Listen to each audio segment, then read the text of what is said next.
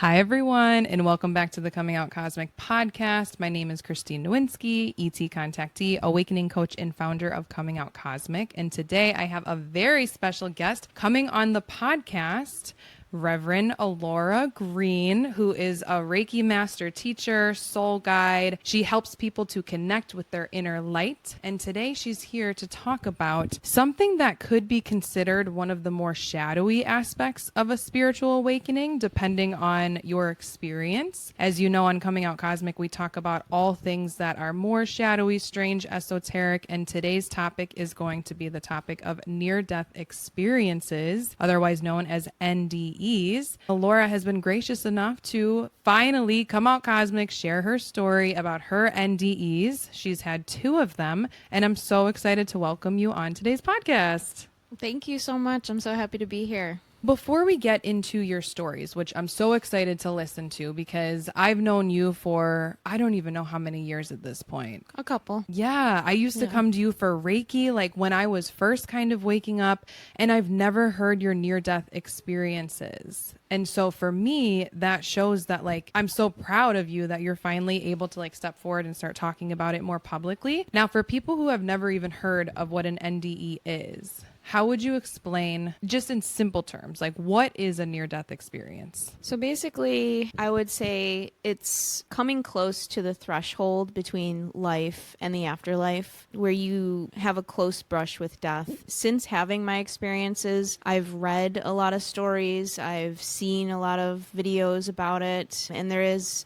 definitely a common thread through all of them where you just connect with that higher dimension that many would refer to as heaven. That is amazing because I know that I've heard of different NDE experiences, and the ones that I've heard of are ones that very much wake up the soul and like they're just so life-changing. And then there's also other ones where they're very scary, and then those people maybe don't even know how to handle that experience for the benefit of their own good and for the benefit of people around them. So we do keep it high vibe here on Coming Out Cosmic. I'm excited to get more into your experiences and how they've actually been very eye-opening and beneficial for you during your spiritual awakening. So let's get into it. Elora, when was your first near-death experience? What was the situation around it? However you wanted to take it away. My first one, I don't remember the date for that one. However, I know that I was 17 at the time. I was in high school, and I definitely was going through a dark night of the soul. I was suffering quite a bit from depression and anxiety. I was struggling with the idea of continuing on living, if I'm being completely honest with you. So this one was a little bit different than the second one, where I didn't see heaven. I didn't see that place where the light is. I didn't see the light at the end of the tunnel or anything like that. One night kind of just gave up, and I didn't want to be here anymore. I ended up taking a bottle of sleeping pills. I slipped away in my sleep. I think this would probably be also classified as an out-of-body experience, or as some people call it, OBEs. I then came out of my body,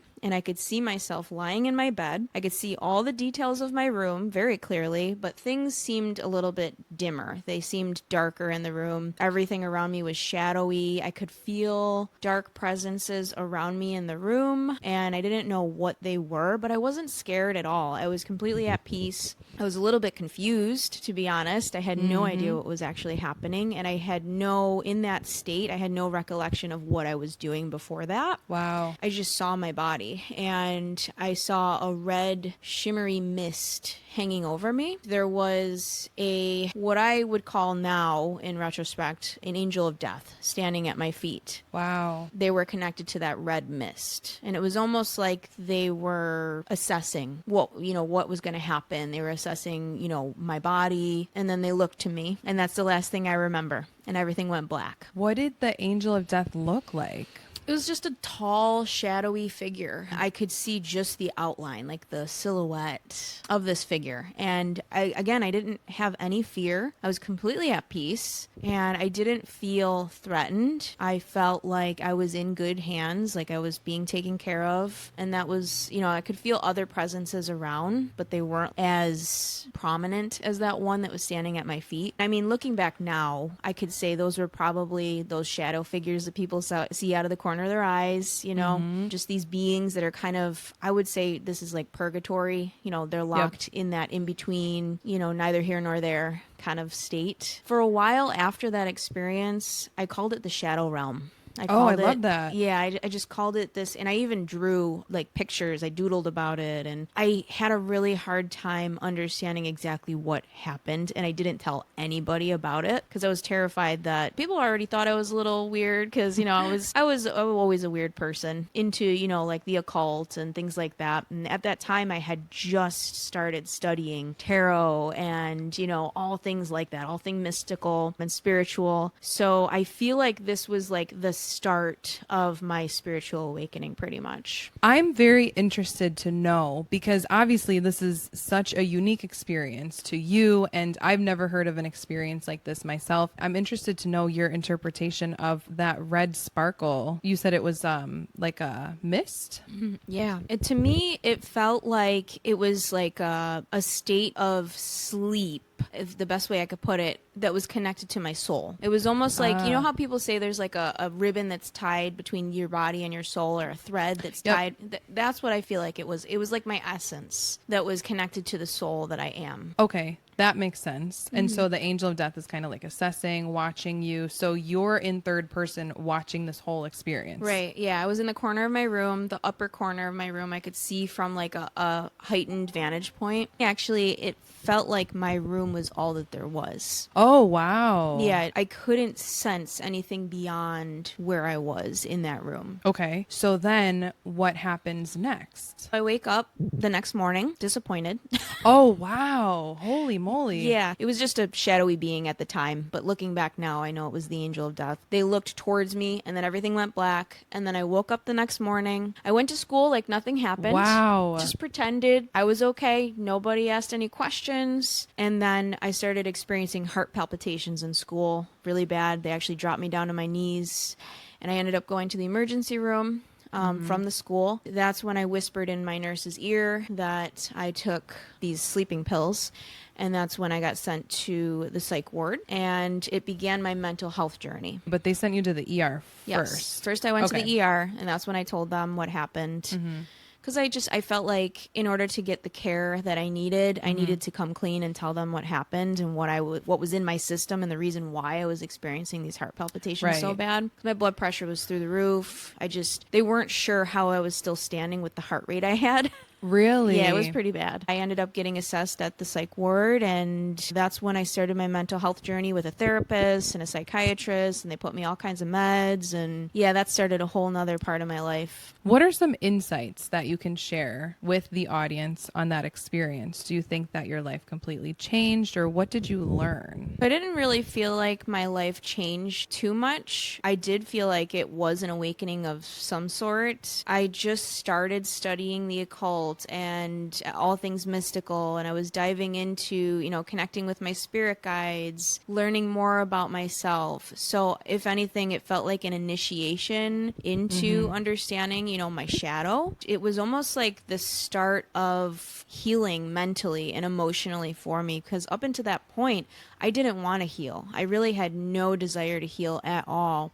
And so I felt like this happened, and I ended up going for mental health assessment so that I could start that journey of healing my mind and healing my emotional body. And do you think that before your NDE, if you hadn't started looking into awakening things like the occult and oracle and all that stuff, do you think that you would have had a different experience? That's a really hard question to answer, because I don't know that I would have been in the right mind frame, honestly, because before I started diving into tarot and esoteric arts, I just didn't want to learn about myself. Oh, interesting. Yeah, this was like introspection. I probably wouldn't have looked deeper into myself. I probably would have continued looking outward and trying to find something to blame this on, because that's just where I was before that happened. And do you now feel like this is something that your soul had to experience? Oh, 100%. I know it was. Yeah. Looking back, I mean, if I hadn't had that experience, it wouldn't have started my mental health journey. And I probably would be in a not very good place right now. I don't know many people who have had these experiences, but I feel like there are then some who then will just continue their journey of blaming others or whatever the case might be, like not really seeing this experience in a positive light. So I commend you for coming out on the other end with a light and being able to share your story and say, like, this is what happened. This was the state I was in. This is what I decided to do. I believe it was part of my soul's journey, however, and now I'm in a much better place. So thank you for sharing that first NDE experience. Yeah, absolutely. I think it'll really touch other people who are in that dark night of the soul as well. And so I did want to touch on that phrase, dark night of the soul, because sometimes it could be like spiritual jargon for people or for people who are just newly spiritually awakening. How would you explain the dark night of the soul or what it meant for you? So, I mean, obviously everyone's dark night of the soul is going to be different, but for the most part, I feel like it is understanding your shadow aspects. It's coming face to face with the parts of yourself that you would think are unlovable, unacceptable. Maybe you were brought up in a household that, you know, made you feel less than, or it's just society made you feel less than for some reason. There's parts of yourself that you need to explore. And in that dark night of the soul, you come face to face with it with many different types of experiences. I mean, you could hit rock bottom several times and it's different for everyone. Some people struggle with addictions of different kinds. Some people experience like very traumatic things that happen to them, abuse, you know, all those types of things. It's just experiencing those lower vibration feelings like anger and sadness. And, you know, there's things that humans really don't want to feel. Right. Dark night of the soul, even though it indicates like singular, like one night, like it's usually more of like an expanded period in your lifetime is what you're saying. Yeah, I would say so. I mean, obviously it's a different length for everyone. Sometimes it's days, weeks, months, sometimes years or decades even. Yep. Okay. Interesting. I just always want to elaborate on certain terms to bring it to the audience to see how it resonates with them, especially because I know a lot of people who listen are new on their spiritual awakening. So if you're also feeling like confused or you're feeling in a shadow, literally or even figuratively, that's very normal in a spiritual awakening. So you do have people who are here to help you through their stories and through their courage. I do want to mention too that like as you're talking, there's like sparkles behind you, Elora. I love that. Is that somebody that you can pick up on, or what do you think that is? They're always around. I'm like seeing sparkles. Oh my gosh, that's so cool. A lot of times for me, sparkles are Arcturians actually. What do you think they are? I think they're definitely our higher level guides. They're the angels. Everyone has them. Obviously for you, you'd resonate very deeply with the Arcturians. Mm-hmm. For me, you know, I have a lot of angelic presence, and there's a couple star-seated guides as well. I definitely resonate with the Syrians, so I think there's a couple of those in there. Yeah. Oh, well, they're around. They're listening too. How would you describe your life after all of that, after the first NDE, after Dark Night of the Soul, or did you believe that the Dark Night of the Soul continued? I definitely felt like I still was struggling. My life didn't really change a whole lot. I still was living at home. I was still in high school. Even though I started my mental health journey, it was just the beginning of unraveling my emotional wounding from things that I experienced in my childhood. I was in therapy. I was put on a couple different medications for anxiety, for depression, mood swings, insomnia. It was this period of time where we were really experimenting with what medications worked best for me.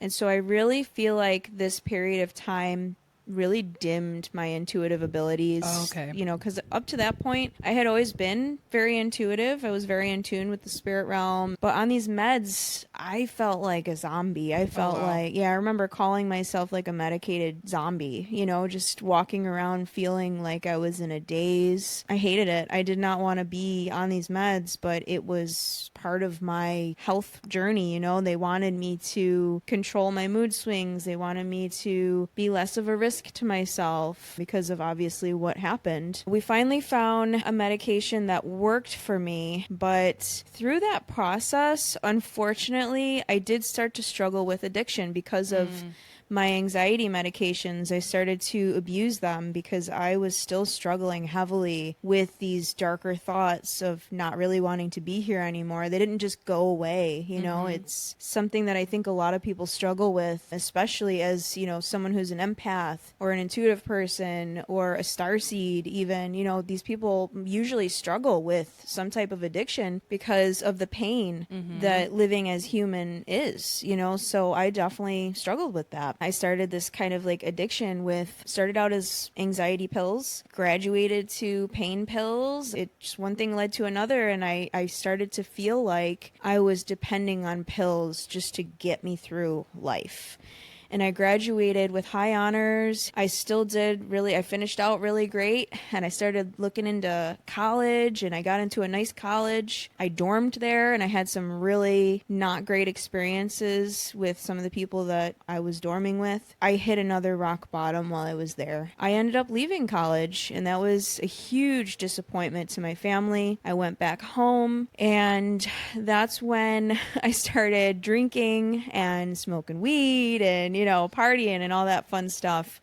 And that is when I had my second near-death experience. It was an accidental overdose with 2 medications that didn't really go together very well. My liver ended up failing, and I went to the hospital. And that's when I had my second near-death experience on January 21st, 2011. So many things are coming up here for me because I think that one of the things that others can definitely relate to, if we could go back to when you were talking about the dark thoughts that you were having, at the time you might have believed, and maybe you still believe too, that like those originated within yourself. Do you still believe that? Do you think that there were parasitic entities around you who were latching on because you were in such a low vibe state, or what do you think happened there? I think, you know, a lot of it did originate from the traumas that I experienced and the darkness I had in my mind, but I do think that my spiritual body was definitely weakened.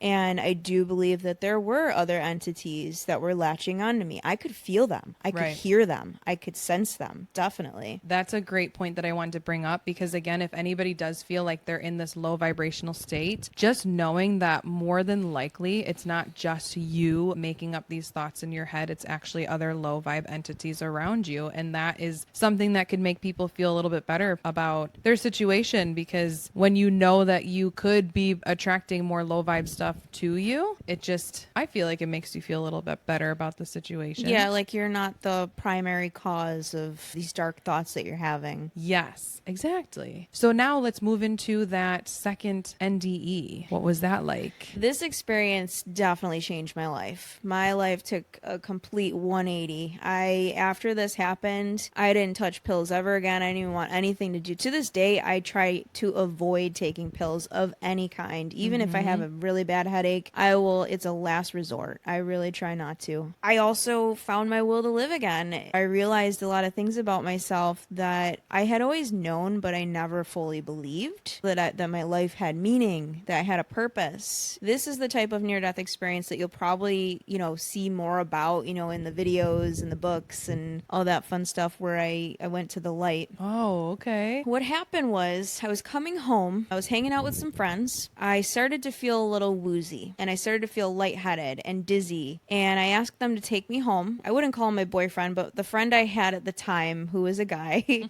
he walked me to the door because he cared a lot about me. He was a good friend. We started to approach my gate because there's a gate in my driveway, and I couldn't coordinate my hand with grabbing the handle. He knew that something was wrong when that was happening. Oh, no. So he grabbed the handle for me and grabbed my back and tried to, you know, just kind of guide me into the gate opening. I stumbled. I tripped. I stepped into the driveway, and I waited for him to close the gate. As I was standing there waiting for him, I completely fell to the ground. Wow. I remember seeing the world go sideways and me slamming against the ground. Again, it's in January, so the ground is very cold.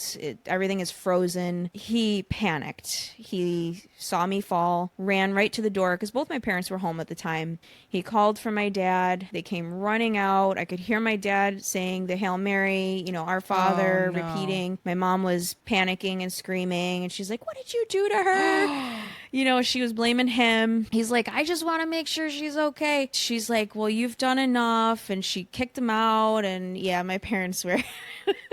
Of course, they're worried for their daughter. They're trying to protect their Right. daughter. But also, they knew I was struggling at that time. They knew I had an addiction. They knew that I was, I was struggling mentally. So they thought the worst. They thought, something happened. I remember whispering to the guy, tell them to look behind my picture on my bookshelf because that's where the pills were that I knew I was on, that had, the interaction that I was having. Honestly, to this day, I don't know that I physically said that to him. I feel like I telepathically told him that. Really? Yeah, I'm thinking back to it and I'm like, I don't think I had the physical ability to say that. But he and I, we did tarot and stuff together. We had a very strong mental connection. Wow. So I'm pretty sure I told him telepathically, and he told my dad. They found what it was. They called the ER. They said, "You got to get her in. Her liver's failing right now." They tried to get me to puke. It was already digested at that point. Wow. I was not able to get it up. And my dad threw me in the shower to try to wake me up because at this point I was in and out of consciousness. I was not fully there. Again, he was praying the whole time. I could just hear him praying. I don't know if, again, I was hearing him telepathically in his mind praying. Wow. I don't know because I was so in and out at that time. Last thing I remember is on the way to the hospital, I had a bowl in my lap in case I did puke. They had put me in a wheelchair. I have these flashes of memories. Sitting at the desk, my dad freaking out at the receptionist saying, "You need to get her back there now. She's dying." Oh, wow. They're like, "Oh, what's her name?" And he's like, "I don't care. Put her in. Get her back there. She's dying."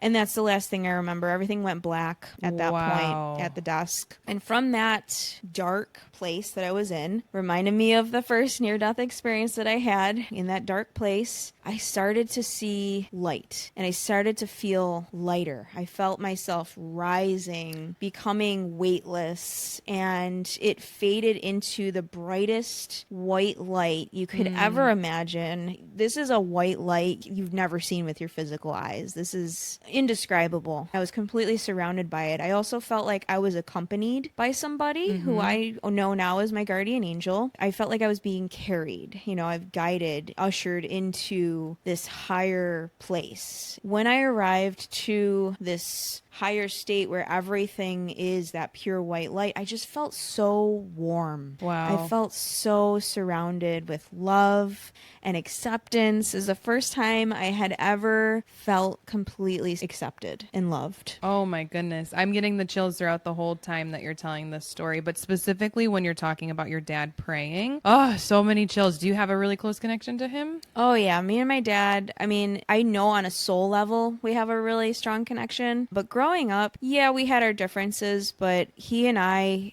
definitely had a closer bond than my mom and I. Okay. Yeah, I kind of feel that. So now you're in this white light. Does it seem like it's any sort of like a room or like what is it? What else does it look like? So it definitely did not feel like a room. It felt like just open expansiveness where there was really nothing beyond that light. It was just all light as far as you could see, as far as you could feel. Then I started to feel like we were approaching an area where there were several beings of light.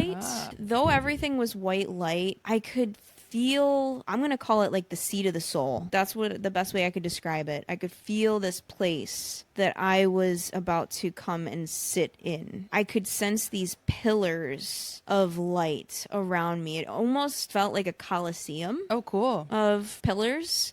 And these pillars were, I know now, angels, archangels, part of my soul team, guides. Beyond those pillars were all of my ancestors, all of my guides, anyone who I knew in this life and in past lives, all the connections I had on a soul level, living and past, actually, I could feel their presence. Wow. And then above us, I saw the source of all of this. It was just even brighter than this white light where we were. It was just incredible. Oh my goodness. So you're sensing all of these energies, right? You didn't like see Archangel Michael, or you just like, Or was he even there? It was just all energy? I think he was there, and I didn't know that at the time. There was no such thing as names here. There was no talking. It was all just instantaneously felt and known. Known through telepathy, or like just known deep within your soul's resonance? I mean, I guess the best way to describe it from a human's perspective is telepathy, but it's on a soul level, just a knowing. That is so beautiful, because I know that one of the things that we get attached to in this lifetime as humans are our identities and are the names of people who passed, etc. So to know that when you do go to that light place, or where you were at least, to know that it's all just energy and it's purely felt and you just know, and it's all love and it's all light, that gives a lot of hope. Yeah, absolutely. And that's the thing that I've heard the most from people who have heard this story, is it gives them a hope and understanding that, like, beyond this life, there is all just love and acceptance. Oh, that's so beautiful. And is this something that you would consider possibly heaven? Yeah, definitely. I would say this is where, if someone has lived a life where they don't have a whole lot of karmic retribution, when they pass, this is where they're going to go. Okay. And so for maybe newer listeners, what might you mean by like karmic retribution or karma? So if you lived a life where you hurt a lot of people, or you did some things that you probably weren't proud of, devastation, destruction, anything like that, there's going to be a karmic consequence to that, you know, and if you haven't had the chance in life to repay that debt, you're going to have to pay it in the afterlife. Okay. Yes. That's fascinating. I do believe in that as well. 100%. And I think that's where I went with the first one. I think that's the space where you would go if you had to pay that back. Oh, wow. I love that insight, because it makes sense. That is a question that the audience might have too, is like, why do you think the two experiences were so different? So maybe let's go into that a little bit, and then we can also go into what else happened in your second NDE or what happened after. But in comparison, you felt like the first one was more like a purgatory and the second one was more like a heaven. Absolutely, yeah. I think I needed to experience both ends of the spectrum. Okay. Because obviously the first one, I initiated that. I chose to try to pass on, you know, and so that is a karmic debt. That's you choosing to do that is something that you're going to have a consequence for. I do agree with that too. So then on that topic, do you agree with this statement? I've heard that those who do wish to pass on through their own will, that is one thing that is typically never in a soul's blueprint to pass on that way. So I usually say exit points in life. I think that when you are born into this world, you choose your birth date, you choose your circumstances, etc. And I think that you also choose the date and like the way in which you die. But that's the one thing that I heard about choosing for yourself to pass on, that's something that typically is never allowed. Or like, what do you think about that concept? So, I mean, having had that experience firsthand, I feel like sometimes it might be in the plan. And though I don't think it's the right way to do it, I do think it's an experience that many souls might have to have because of their path, their soul path. I do believe that wouldn't have been the first time I tried to do that. I do believe in a past life, I also took my own life and succeeded in doing so. Oh, wow. Because after that, I was having dreams about past lives. It brought up those memories because it was like my body and my soul remembered that experience. I had to pay that back for several lifetimes. Though it's not morally right to do that, I do think sometimes, unfortunately, a soul does choose to do so, and they have to experience what that means, all the different themes, all the different lessons that come along with that. Yes, I agree with that too. It's like part of your soul's evolution. Yeah, and absolutely. Everybody's so unique. So that's why I'm always like, everything is possible, infinite possibilities in your blueprint and your soul plan. So it's good to get your perspective on that as well. Yeah. So now with the second NDE, last we talked about you being in this space of light. Was there a point when you heard somebody calling your name and then you had to go back to your 3D reality? Or like they have that in movies a lot where it's like, shit, I got to go back now. Like, what was that experience I for definitely had that moment. Oh, no. Where I did not want to go back. I had this feeling that I was finally home. I was finally loved. I felt so warm, so connected. I was was like, back to where I really belong. I love that. I'm so loved. I just felt so much joy. And then immediately came the understanding that no, yes, you do. This is your home. Yes, you do belong here always. And this will always be accessible to you. However, you do need to go back to your body. You do have a life you need to live. Wow. Yeah. Who told you that, or was that just something you knew? It was just a knowing from this source, from all these beings around me. There was just this general consensus that she's not done yet. She needs to go back to her body. Gosh, dang it. I was like, darn. This place is so nice. Can I just stay for 5 more minutes? And to me, I felt like that was there for a while. I felt like I was there for hours. Oh, really? In Yeah. 3D reality, how much time was it? It was just a couple minutes. Wow. Yeah. Okay. So then did you feel yourself being pulled back down gravitationally wise, or like what happened? Yeah, slowly I started to feel heavy again. Ugh. I could feel the darkness starting to come back. The light started to fade. I was embraced a couple more times by Aw. these angels, by the, all my guides, my ancestors. They said, we're always going to be here for you, no matter what. We're always going to have this connection. It's not going to go away, and we need you to remember that. Oh my God, that's so beautiful. It's amazing how many beings are around us all the time, you know? It's incredible. What happens next? So I come back to my body, and the first thing I do is I look over to the side, and I could see a nurse who feels startled that I just woke up. I got machines hooked up to me. I got an IV in my arm. They got all the, computers running, all my vitals. And she says, oh, let me go get your dad. And immediately, as I'm feeling my body again, I could start to sense all the pain in this entire hospital. Oh, I could feel everybody's collective suffering. It was so heavy. I wanted to cry. Not just for my own suffering that I had, but for all these people that were in this hospital at the time. Because you got to remember, there's floors full of people who are experiencing illness and injuries and all that, and I could feel all of it. And then I tried to snap out of it and try to focus on myself, and I looked at my arm, and I looked at my name on my tag, and, this was real. I was like, oh my God, I'm back. My dad comes running in. He's like, oh my God, I didn't stop praying, not once. I'm so happy you're here. And for some reason, I could feel his guardian angel above him nodding, like agreeing, like we heard his prayer. And now I know prayer helps strengthen, your connection with your guides, and it helps them help you. And so his prayers were a big part of the reason why this experience was so full of light. okay. I love that. And especially because of the deep connection that you two have. And also, doesn't that kind of fall back into the law of non-intervention and free will, where like your angels can't even help you unless you're asking for their help? Yeah, I would definitely agree with that. Yeah. I think that there are certain cases where, it's in your soul plan where it's not your time and they're going to intervene because of that. But the extent that they can help in your life really depends on your willingness to welcome them into your life, and prayer and asking them will definitely help that. I love that. I'm always talking to my guides, asking them for help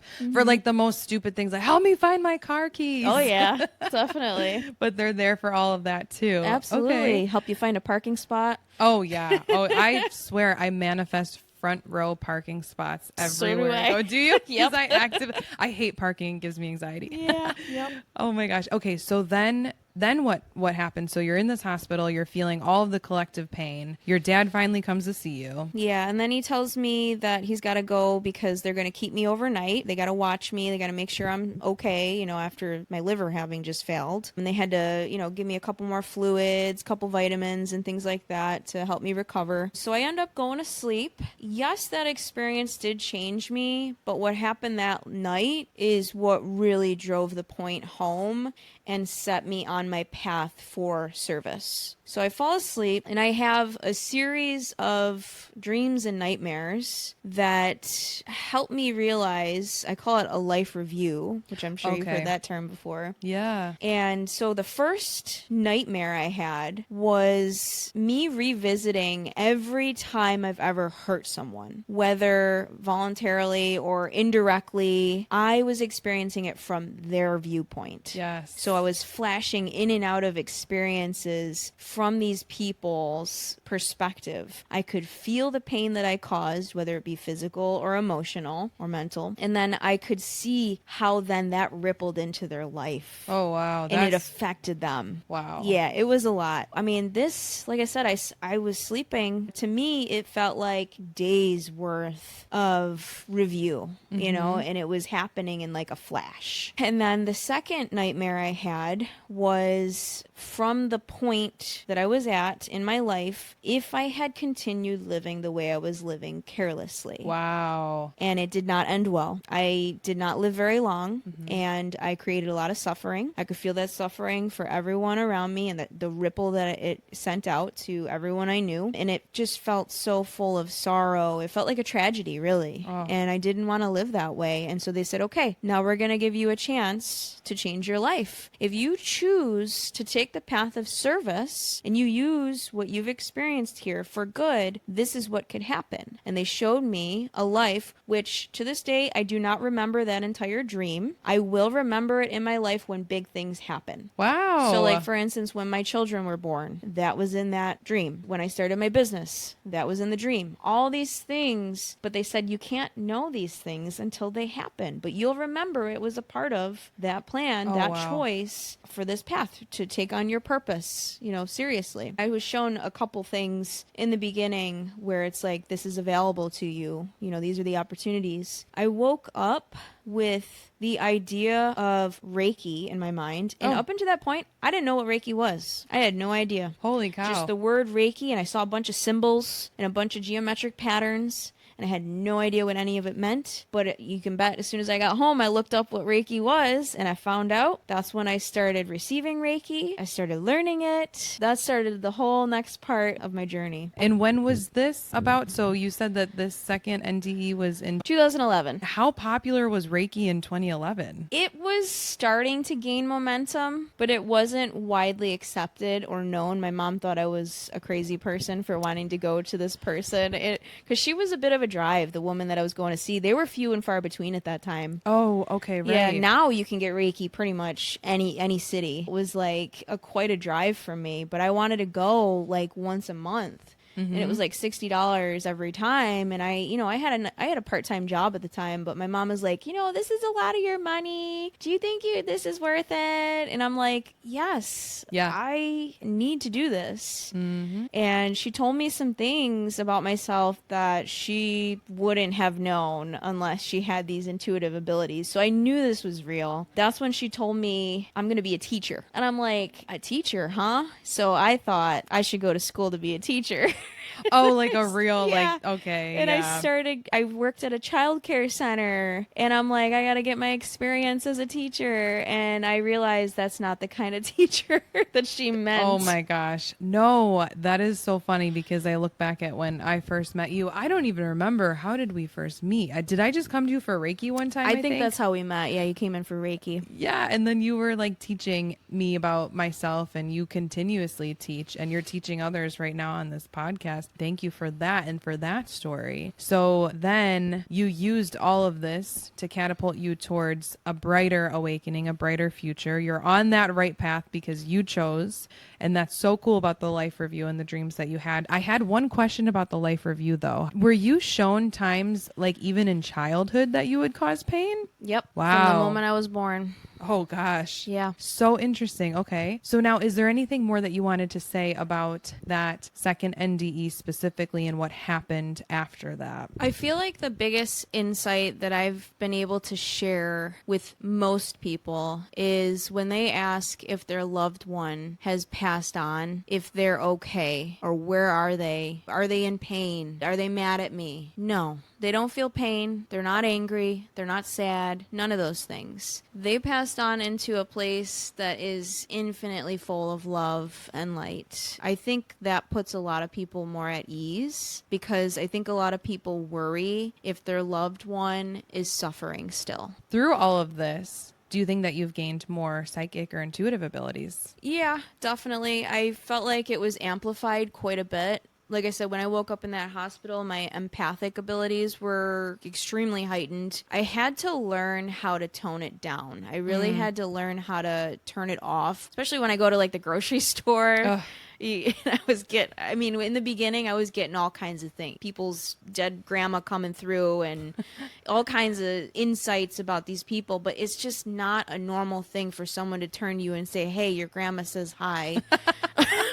I agree. Or say, go to the doctor and check out your kidney. Just that's things that you can't really say to normal people. Yeah. So I had to learn how to turn it off. I did that through studying with other psychic mediums and going through courses and understanding myself, looking at my astrology and doing countless readings, just exploring my dream world. I recommend that for anyone who's on an awakening journey to just learn about themselves, learn about their abilities, connect with their guides. As an empath, you don't have to carry everyone's stuff, because I think that's something that a lot of people who are very sensitive or very attuned, there's a part of us that wants to help people, and we think that it's our responsibility to do so, and that we are somehow failing in life if we're not doing so. That couldn't be farther from the truth. You're actually doing yourself a disservice by carrying everyone else's stuff, and you're doing them a disservice too, because they need to do that work. It's one of the biggest insights I gained is everybody's perspective has meaning, whether they're in a good place or not. You are having that experience for a reason. It needs to happen that way. I can't save you as much as I wish I could. Yeah.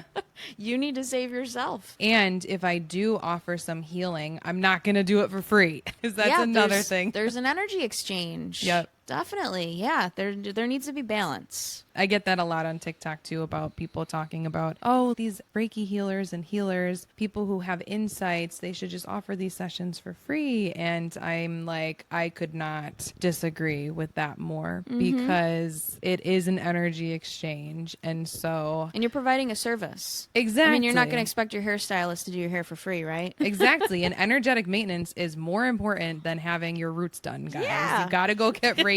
I mean, they're both valid things, but I know. Oh, that's so awesome. Now, what do you think humans are getting wrong when it comes to life and what we've been programmed to believe? We could take this in so many directions, Elora, but take it away. I think the biggest thing is wondering if you're on the right path or if you're on the wrong path. Because as a soul guide, that's probably the biggest question I get asked is, am I on the right path? Yes. You're always on the right path. No matter what you do, you're always going to find your way to where you need to be. I love that. You're always going to experience what you need to experience. There is no wrong way to do this life thing. You have free will. You have the choice to do whatever you want. You have an infinite amount of experiences available to you. Like I said earlier, everyone's perspective matters. Everyone's experience is valid. Everyone's life has meaning. Oh, and, absolutely. Whether you touch millions of people or you only know your small circle, you are still valuable. You are still here for your reasons, and you're still loved no matter what. Whether or not I think people are getting something wrong, some people might answer, hate is wrong, hurting people is wrong. Yes, morally, yes. I could agree with that. However, from the soul level, it still is a valid experience. It's something that you need to experience on that soul level. Oh, I totally agree with that too. It's like the polarity in the universe and like how everything's actually neutral. It's your perspective that makes something either good or bad or positive or negative. Right. That's something we decided as humans, what's right or wrong. Okay. Oh, here I am saying, right. Yeah. See, we're so programmed. That is such a good takeaway from all of this, that no matter what, no matter if you are experiencing a dark night of the soul, no matter if you've had a near-death experience, no matter if you're feeling super down lately because, let's say, the energies have been crazy lately, no matter all of that, you are always on the right path. You're always extremely loved, and you've got all of your guides around you at all times. Why might somebody come to you and ask whether or not they are on the right path in life? So I think sometimes we are living in an unbalanced way, or we're not feeling aligned with the path that we kind of set out for ourselves before we decided to come into this life. We have this general outline, an understanding of what we came here to do or what our goals are. We might not be feeling aligned with that. And so that's why it's important for you to connect with your guides, to connect with your higher self, to get to know yourself on that deeper level. level so that you can live a more aligned life. It's important to know your energy body, get to know your chakras so that you can heal and you can feel better, because there is a difference between living an authentic life and living a life that you feel like you should be living. Like what we're talking about, we're so programmed to think we should be living a certain way, but maybe it's not what's right for you, and it's just what someone's telling you should be doing, right? So this is about getting to know yourself on that deeper level so that you can make choices that are going to honor your truth, that are going to honor who you really are. I think that flows in beautifully with the overall mission of Coming Out Cosmic, where it's like people are going to tell you that you should or shouldn't be experiencing these things, or like you're crazy, or you didn't have an NDE, you're just making it all up. But when you're living in your most authentic expression and you do feel called to tell people about it, that's what this podcast is all about. And I think that having guests like you on talking about your experiences authentically and genuinely is really, really helpful to the collective. I invite anybody else who wants to come out cosmic and share their stories on this podcast to message me at Coming Out Cosmic on any major social media platforms. If you had something to say to all of humanity right now, you're standing on a stage in front of everybody, what would your message be? I'd say choose to live your life to the fullest. Take every opportunity you can to do the things that you feel called to do. Follow your heart, and it will not steer you wrong. Beautiful. And where can we find you for anybody who would like to connect, or for anybody who wants to know more about your services? I am online, starseedmystic.com, and my socials are InnerLight WNY. On TikTok, I'm Starseed Mystic. Find me wherever you feel called. So as always, I will post all of Elora's socials in the show notes. Elora, I want to say thank you so much for coming on the Coming Out Cosmic podcast today. Thank you so much for having me, Christine. It was such a pleasure. Oh, it's always such a pleasure to be in your presence. If there are any other different, strange, esoteric topics that you'd like to hear about, please feel free to message me. We will see you in the next podcast episode. Bye. Bye.